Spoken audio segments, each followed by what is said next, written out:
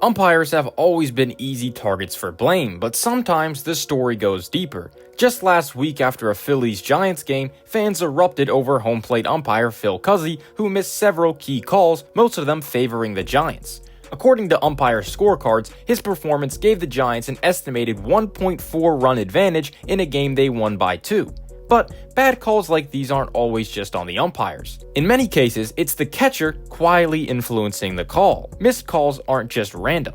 In fact, you could have predicted a lot of them before the season even started. And with the automatic ball and strike system on the horizon, everything about this relationship is about to change. But to understand where umpiring is headed, first, we need to understand what's really happening now.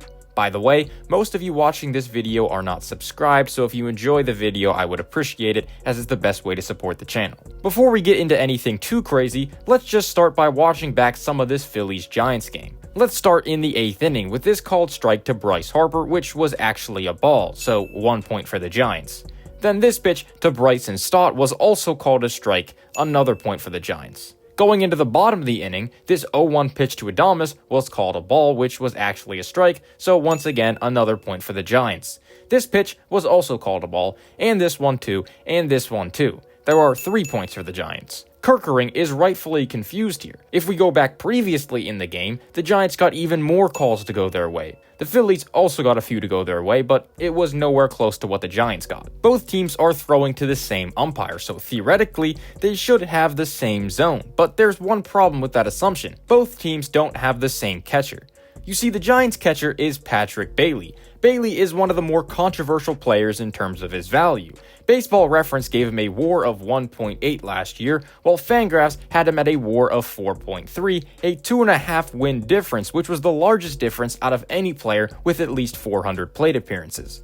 Why is this the case? To put it simply, Baseball Reference doesn't directly include framing value into their WAR calculation for catchers, while Fangraphs does. According to Fangraphs, Bailey was the 22nd most valuable player in the entire league last year, while Baseball Reference said that he was the 128th. I talked a lot about Bailey's ability to frame in this video from last year, but in short, I will tell you that basically, he is very good. Since he debuted in 2023, he has led the league in framing runs in 2023, 2024, and so far in 2025. Just take a look at how Bailey receives a pitch versus how Phillies catcher JT Realmuto receives a pitch. Bailey's is one fluid motion, bringing the ball into the zone as it's caught. Realmuto starts with his glove high, then stabs at this ball down in the zone and attempts to bring it back up. Technically, the pitch is supposed to be called where it crosses the plate, though umpires are human and the ball only crosses the plate for a few milliseconds, while the motion of the glove can be seen for a couple whole seconds. Now let's move our focus to the umpire, because the umpire isn't completely not to blame here.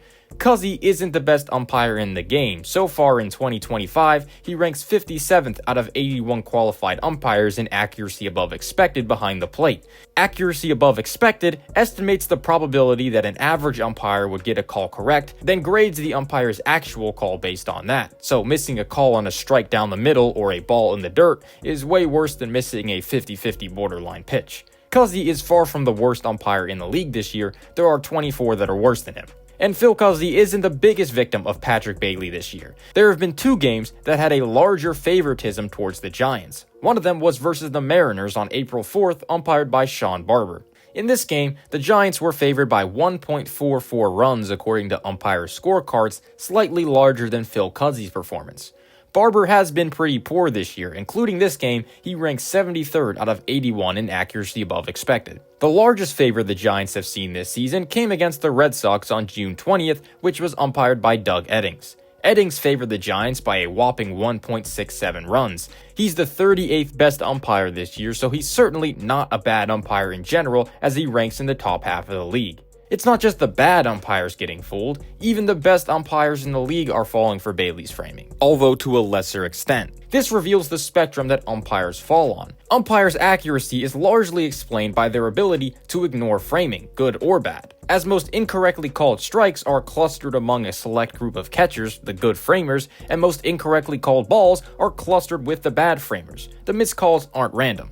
If we zoom out from the Giants and look at league-wide umpiring trends, you can start to see a pretty interesting pattern, one that shows the importance of the catching position and one that poses a lot of questions for the future of the game. The San Francisco Giants have been favored by the home plate umpire in nearly 70% of their games this season. That number is first place by a pretty wide margin. In second place are the Seattle Mariners. The Yankees, Tigers, Diamondbacks, and the Guardians all fill out the rest of the top tier. The catchers for these teams are Patrick Bailey, Cal Raleigh, Austin Wells, Dylan Dingler, Gabriel Moreno, and Bo Naylor. Aside from Dingler, these guys have all been great framers in their career before this year. Obviously, this year they've all graded out well framing-wise because framing runs are measured by using umpire favoritism. It's a circular relationship. On the other end of the spectrum, the teams that get favored the least are the Rockies, Marlins, Twins, White Sox, Dodgers, Royals, and Angels. Their catchers are Hunter Goodman, Agustin Ramirez, Ryan Jeffers, Edgar Caro, Will Smith, Salvador Perez, and Logan O'Hoppe.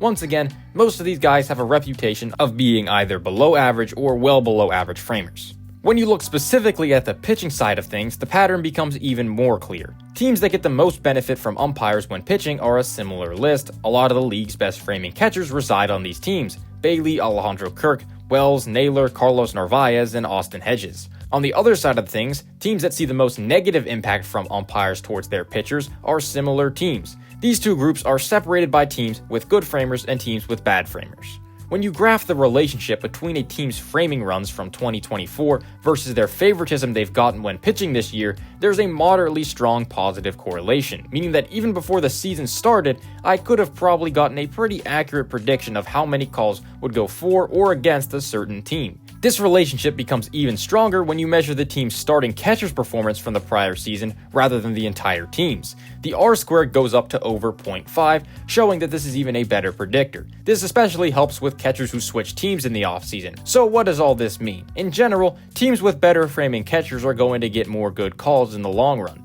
Teams with poor framing catchers are going to get more bad calls in the long run. This might sound obvious, but most people forget this fact when complaining about umpires. I don't see many Phillies fans criticizing JT Realmuto for his poor framing. When playing with a poor or mid umpire like Phil Cuzzi, your catcher's framing ability will be amplified either in a good way or in a bad way.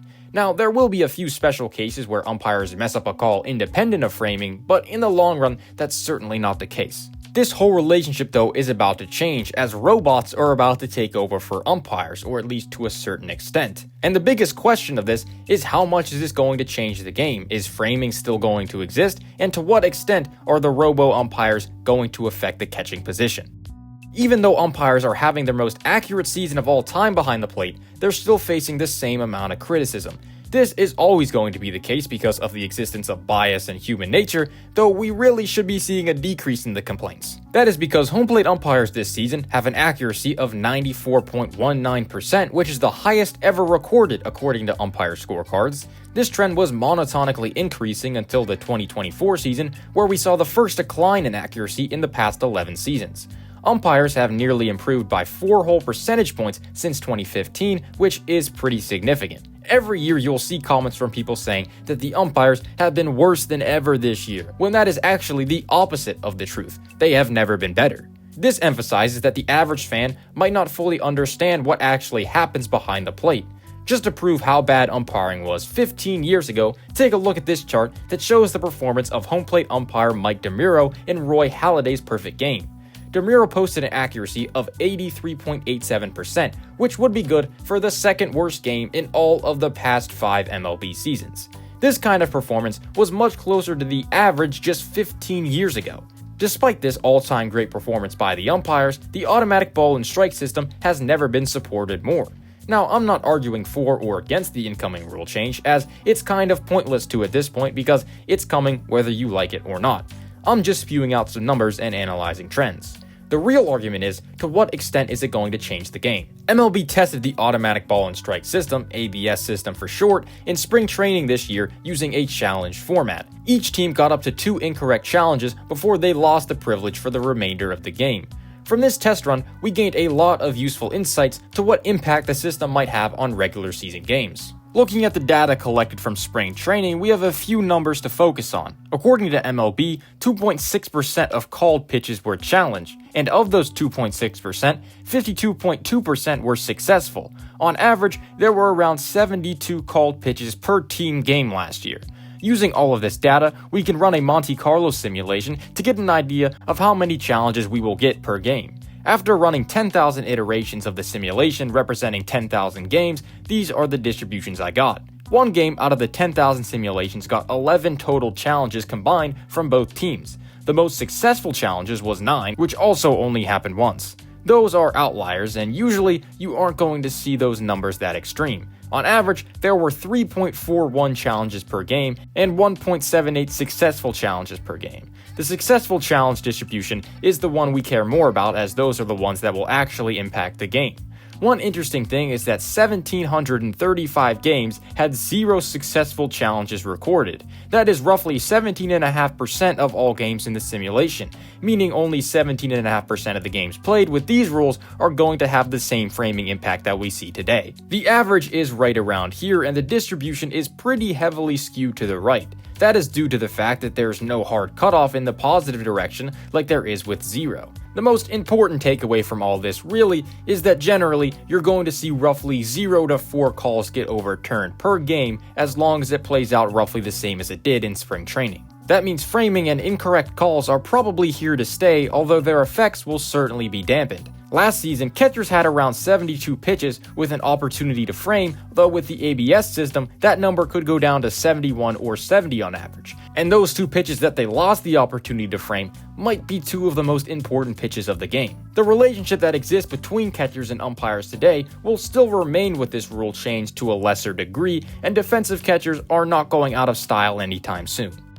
So after all this, was Phil Cuzzi just having a bad night, or was something deeper going on? As we've seen, the answer is more complex than it seems. In today's game, framing is a competitive advantage that can shape the outcome of games, fan reactions, and even a player's reputation. But as the ABS system moves from test runs to the big leagues, that entire dynamic could change, though I don't think it will by much. So next time you find yourself yelling at the TV because of a bad strike call, I'm not going to say don't get mad at the umpire, but maybe just tell yourself, man, I wish my team had Patrick Bailey. Thank you for watching. If you enjoyed the video, make sure to subscribe, and I will see you next time. Goodbye.